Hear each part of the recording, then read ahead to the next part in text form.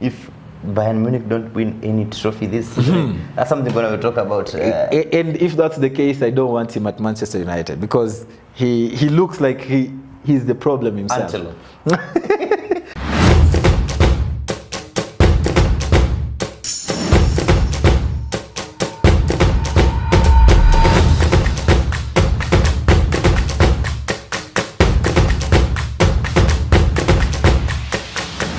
English Premier League match day 22, and of course things are looking good at the top with how many points separating the big six or top six teams? 5 points or so. 5 points. Yeah, Liverpool are doing that means, awesome right now. Check at least 2 games and you're out. Yes. You find yourself at number 5. It's an interesting title race, and it's going to be a very good season for us just to watch and see who's going to walk away with it. But for now, anyway. Over the weekend, we had 2 big teams playing, and of course, I'm talking about the Gunners. From their trip to Dubai, and they came back firing as they managed to put 5 goals past Crystal Palace. And of course, Liverpool, the league leaders, once again, they were too good to handle as they beat FC Bournemouth 4-0. We saw Darwin Núñez doing a good job. Yeah, he grabbed an assist and 2 goals, I think, and it was a marvelous performance from him. I mean, without Salah, you'd think Liverpool will struggle, but funny enough, they are unbeaten. No problem. No Salah, no problem. They are unbeaten. They've won like 6 without him. They've drawn 2. They've won the rest, like 8. So, I mean, it's a good show for them, and it shows the kind of mentality they have, even without their best player. And, good performance, especially away from home, at Vitality, grabbing a clean sheet. I didn't expect that. I actually went for a 2-1 victory for them, and then they scored 4. So I had also predicted, was it 2-0 victory for Liverpool? For Liverpool. Yeah. Unfortunately, they added 2 other goals and they had 4. And it just shows you, they have the least conceded goals in the EPL currently. And I think they've scored amongst the most goals. And then they have the most clean sheets. And it's a good path for a champion. So when you're targeting that to lift that trophy come May, then means you're on the right track. But particularly maybe for Liverpool, we'll talk about, aside from Núñez, there is Jota. Diego Jota is an underrated kind of player because every time you see Jota in a game, you might not see him, but every time you see him, he's celebrating. So the kind of game and the versatility and dynamism he brings to the Liverpool side is quite amazing. And I'm really interested to see how they'll be, or they will play this weekend as we look at it, because it's our feature match, and they're going to be playing Chelsea, right? Yes. At Anfield, and of course, remember, this match day 22 comes straight in the midweek. In the midweek. Meaning over the weekend we'll be having the FA Cup. FA Cup. Yes. So Tuesday, Wednesday, Thursday. This coming Tuesday, Wednesday, Thursday is when we will have the Premier League. And I think for Arsenal, let's not forget to mention something about them, because I remember before their win, 5-0 win, they had not scored many goals. Okay, like they had so many 43, 47 shots without scoring. And something was to happen, because they took a break. We saw the training video while they are at Dubai, and I would say like somehow it paid.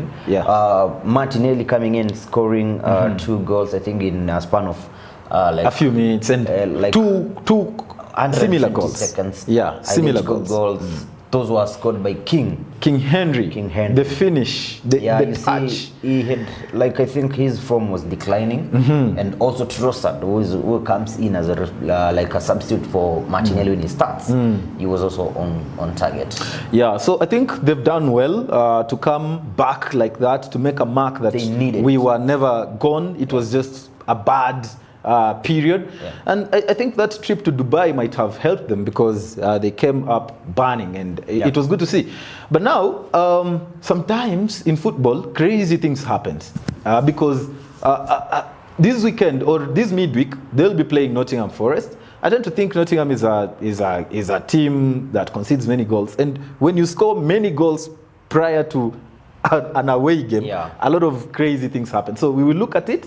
But for now, Arsenal did well to show people that we are still here, even without the striker, or they have been linked with strikers in the January Probably, period. yeah. But been linked with the likes of Ivan Toney, who came back and also scored a goal. Something that I mentioned from a very beautiful free kick. Yeah. Vlahovic also is a target for Arsenal, but Mikel Arteta said possibility of Arsenal signing us forward, close to 0. Yeah, so it's going to be interesting, like this title. And that will be our first match actually, to be played on Tuesday.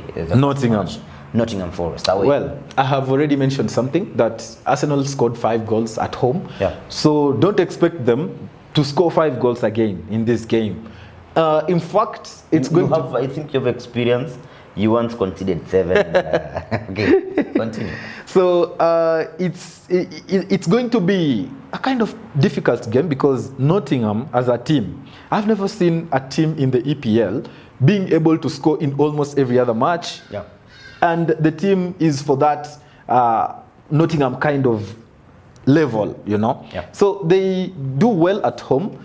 And as much as I think they will cause trouble, they will score. And Arsenal will score more. So I'm going for a 1-3 without even going to much more analysis about this game. So Arsenal to win 3-1. How about you? Yeah, I think, like you said, it was good for Raya to see him keep a clean sheet after all those troubles. Though he had some errors, but what matters is they came out with a win and also a clean sheet. Yeah. I don't see at some point Nottingham Forest scoring in this game, and I'm gonna give Arsenal a 3-0 victory. Away. Possible. Let's see how it goes. And now we'll have another match on Wednesday when Tottenham Hotspur will be taking on Brentford. An interesting match. But before that, we have Aston Villa taking on Newcastle. It's a huge match. Yeah, it's a big match because these two teams are also fighting for European football. Aston Villa actually are fighting for the title, not just Europe football, because if they win those kinds of games, they are in it. So it's a difficult one for sure, putting in mind that Newcastle were beaten by Manchester City last time out while at home, while on the other side, Aston Villa drew a 0-0 with Everton away from home. So you'd think that this is a kind of game where you'll see a few goals here and there, and both teams could score, but I still think Aston Villa will edge Newcastle on this one because Aston Villa at home have a very good form, and that's why I think they will win this game 2-1. How about you? Interestingly, yes, I'll agree with you. Though it's a tough match, you're not supposed to underrate Newcastle United. They had put out good performance against Man City before things went bad. And this is a tough match, of course. Villa, somehow, I'll say they've stopped firing like a few matches we've seen like during the period of December and also November. And I'm going to give them a 2-2 draw. 2-2 draw. Yes. Then now we can go to Tottenham versus Brentford. Tottenham versus Brentford. Spurs have scored in almost every game they've played, man. I think for them at home, it's another game where they will be looking forward to score again, regardless of them not having Son in the team. And who else? I think Maddison still. And Maddison, and probably Kulusevski is not back as well. I think it's a match where they'll score again, and I'm not going for so many games because I think Brentford are also a good side, and this is where you'll see also both teams scoring, and I can see as much as I think Tottenham could win this one, these are the games where they also bottle. So I'm going for a 1-1 draw for this game. How about you? Interestingly, and I think Ivan Toney is back, the team must and is motivated. So without a doubt, I expect Spurs to win. Brentford, they play good football, but then again, I think when you compare their caliber with Tottenham Hotspur, I'll go for a 2-1 win for Tottenham. 2-1 win for Tottenham. Yes. Then we'll have on the same day Manchester City taking on Burnley. This is not the right time to meet KDB. What do you think? It's not the right time actually for Vincent to go back to Etihad. Because Manchester City are a team and KDB is back, as you said. So Burnley will struggle very much in this game. I don't think they can score even one goal in this one. And I'm going to give Manchester City 4 goals. 4 goals. I don't know if Haaland is back. I saw him whether he is or training. not. Then again, Manchester City, somehow they're unstoppable. Yeah. Because now they have KDB who is creating chances. And they have a few players who can Exactly. come up with goals even when Haaland is not playing. Yes. So 4-0 for me. 4-0, I'll just subtract 1 goal and I'll say Manchester City are winning this game 3 goals. Comfortably 3-0. Yes. Then later on we'll see Liverpool, our future match, playing at home against Chelsea, Anfield. I remember these are 2 teams with a history of squaring it, like settling. The last few games have shown this game going for quite a number of draws. Initially, I think it used to go either way. Yeah. Initially, but in the last 5 or so matches, I think as we will look at it, they've been able to draw a number of times. But for now, maybe we tend to focus on who's available for both of these teams. And if I have to start with the home team, I think aside from the obvious, Salah is not there. Salah is there.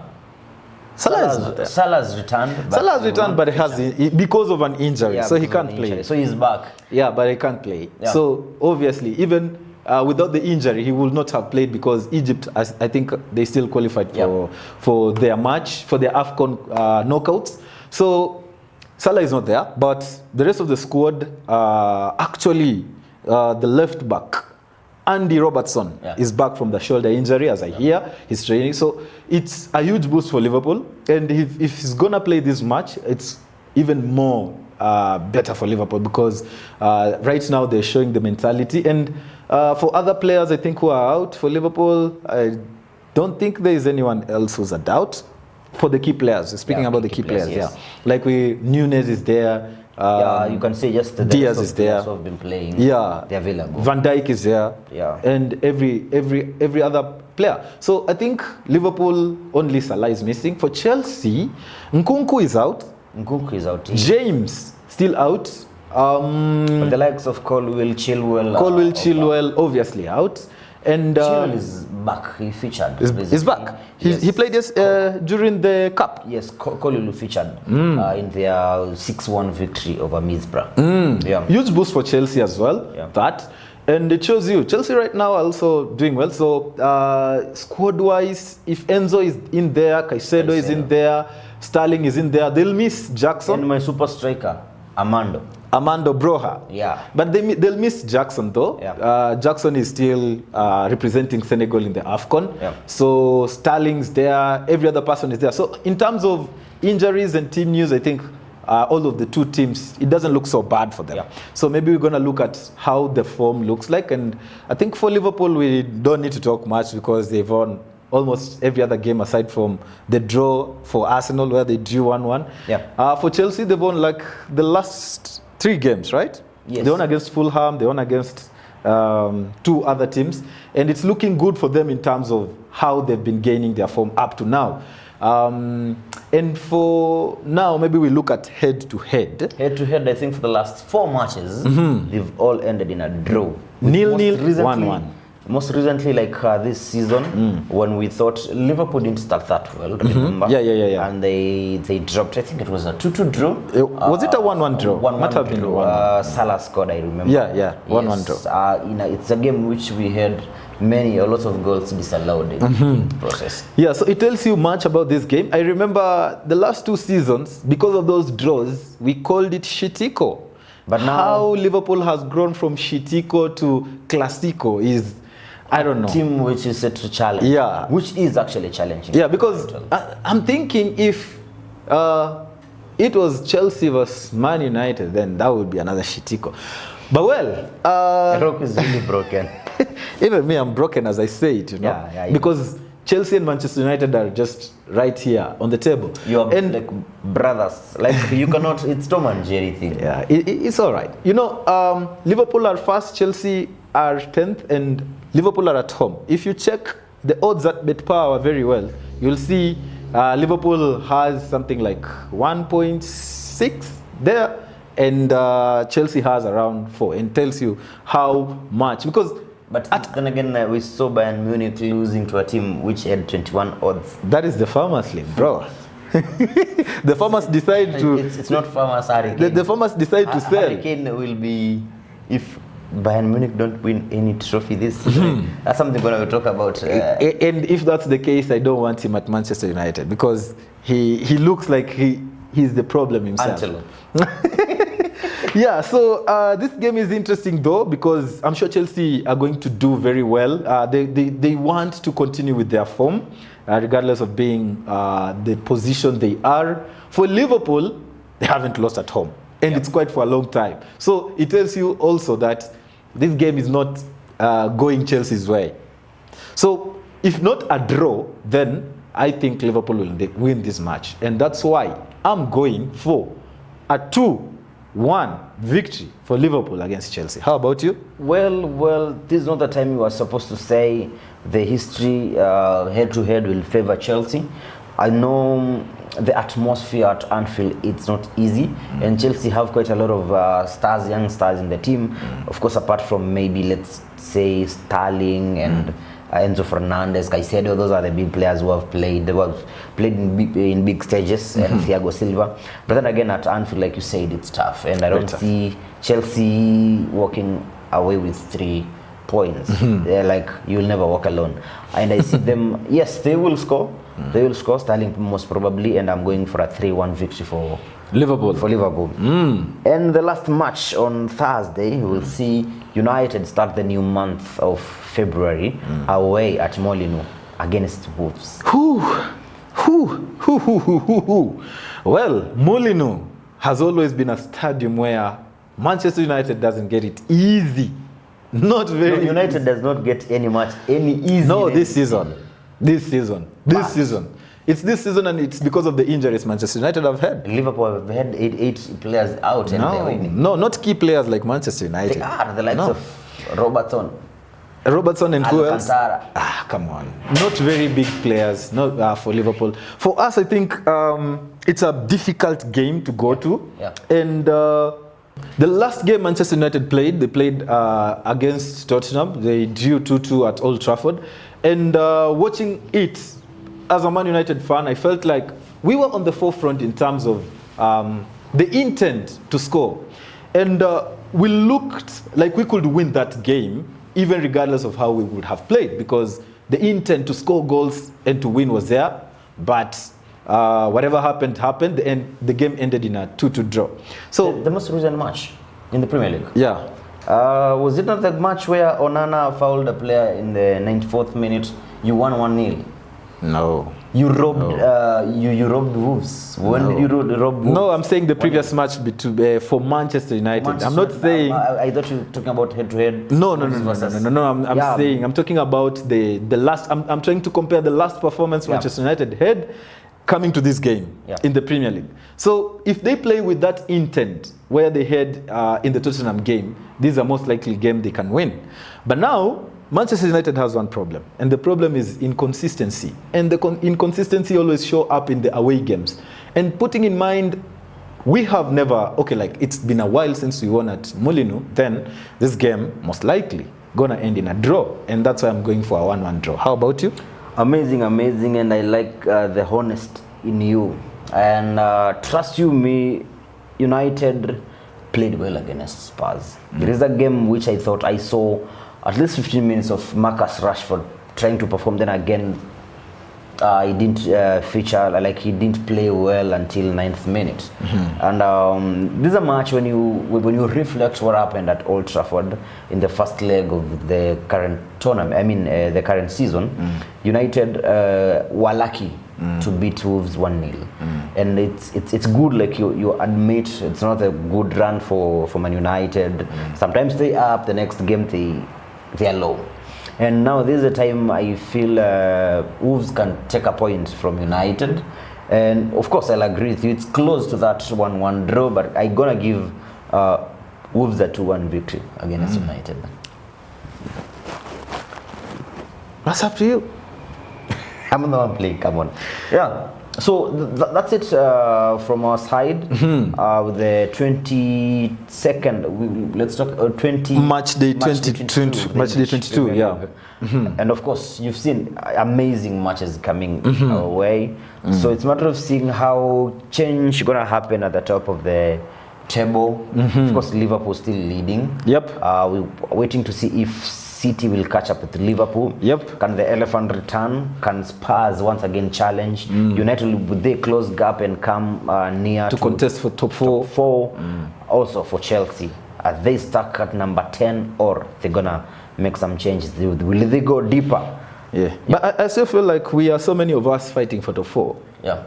Even some teams in London, aside from Chelsea, there's some few teams in London who are still also fighting for top 4. Yeah. Well, we'll find out. You need to come close to top 4, then you can talk about it. There is no way you'll say you're fighting for top 4 and you're number 8, 10. So you want me? You're contesting for the Premier League title?